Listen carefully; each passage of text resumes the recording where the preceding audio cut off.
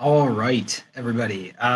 Welcome back. So in this video, we are going to introduce a topic that will occupy us for the next several days / the next several videos, and that topic is volume.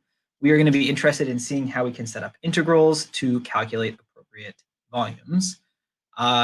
This will, like I said, take the course over several days. In this first initial video, I want to give you an overview of one approach to calculating volume, and that is through cross-sectional volume. And the idea here is summarized in this adage, which I think is, not to be taken completely at face value, but is kind of cute. It's this one right here. And that is to calculate the volume of a loaf of bread, we will integrate up the area of each of the slices of bread.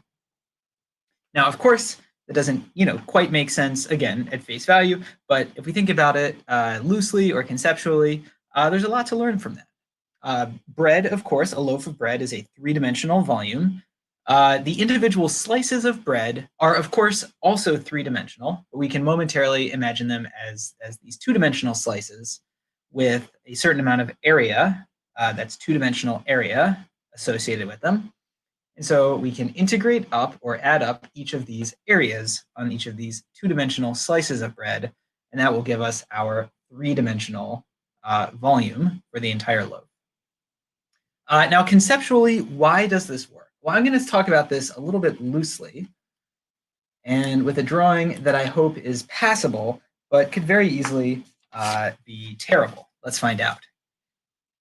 So I'm going to try to draw a loaf of bread, aka a three-dimensional volume, something that kind of looks like this. So this is going to be the base of the loaf of bread. And then, of course, the loaf kind of looks like this. Maybe it, does a little bread thing where it out a bit at the top. So maybe it's more like this. It's more like this. Okay. And of course, the bread isn't necessarily uniform. It's not like a straight cylinder. Maybe it's sort of lumpy in places or not lumpy in other places. But it looks loosely kind of like this. We can pretend this is a good picture. So, of course, a loaf of bread has a three-dimensional volume, but it's also broken up into these slices. And we could slice it in this way. I'm just going to draw these slices along the bottom here. But you could also imagine the slices extending all the way through the bread. You all know what sliced bread looks like. Now, if we take a single one of these slices, let's say, like something here in the middle, of course, our actual slice of bread has some three-dimensionality to it.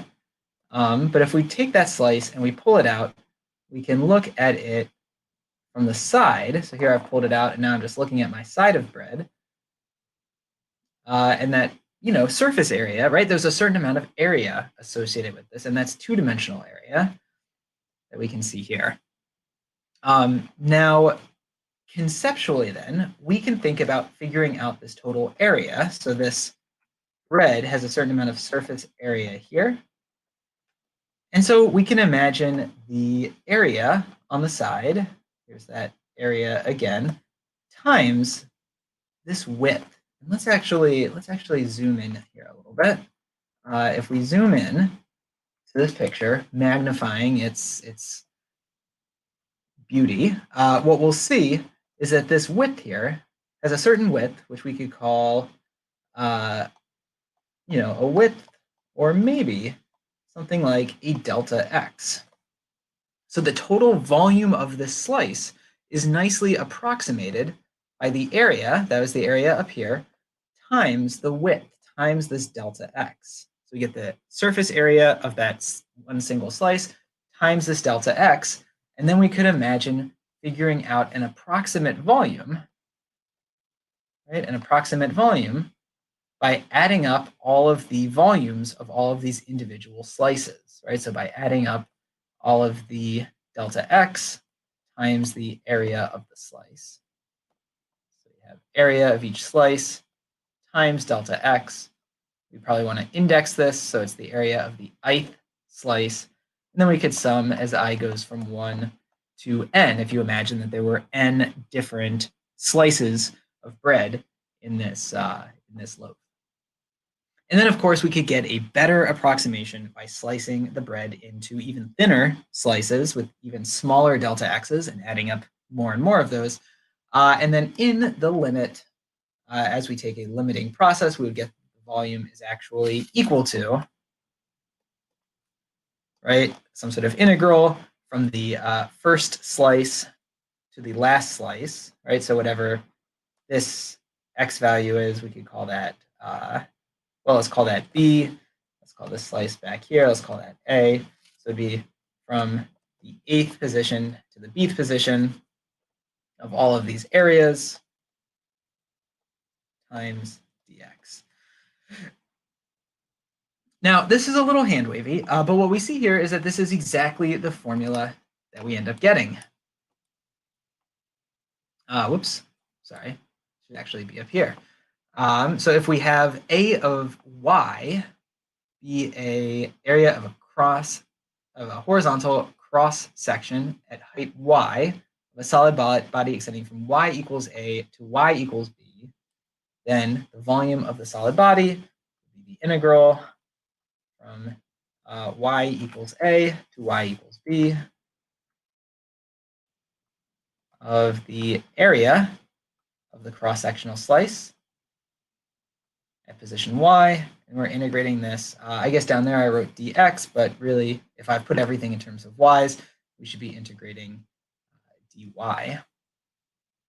And now, just to hammer the point home, I'll draw the comparison between this goofy bread picture and the associated formula that we've computed, and our original idea of an integral as an area and approximating it by Riemann sums. So of course, all roads lead back to these Riemann sum approximations.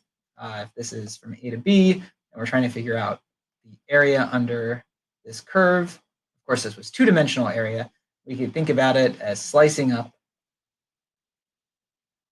into lots of different pieces. And then if we took one specific piece, we would have a width. That would be our delta x. And we'd have a given height, right? So we'd have this height approximation. Maybe it's on this left endpoint. So we'd end up approximating it like that. We would get this rectangle, something like this. And again, in this case, it would be the height times delta x. So again, we have the sense of measurement times the thickness. And in this case, it was a one-dimensional sense of measurement, the height times the thickness. Over here in our goofy bread picture, it's a two-dimensional sense of size, the area, and then times the thickness. So we end up getting this kind of formula to work for us, or we end up getting this kind of formula by thinking through this limiting process.